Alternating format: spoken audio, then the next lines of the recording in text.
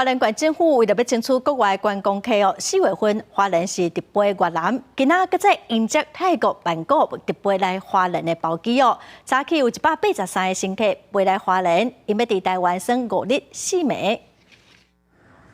为着欢迎这班直飞花莲泰国曼谷的西亚航空，花莲机场正特别伫空桥内甲喷水，183个外籍旅客因会伫台湾待5天4暝，因拢真希望去泰鲁阁佚佗，顺续食好食的。หนูเกิดใช่ไหมคะใช่ค่ะอาลีซาน อารีซัน แต่ว่าชอบกินพวกชานมไข่มุกมากกว่า我ชอบ那个我们台湾的珍珠奶茶很好。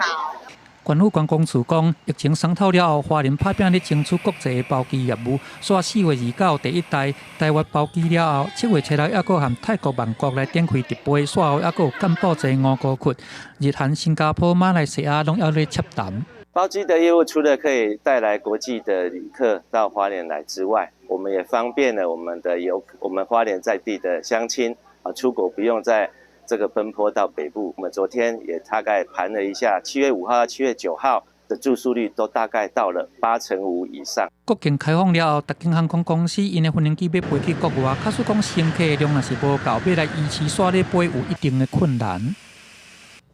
人口比较少，对飞的话是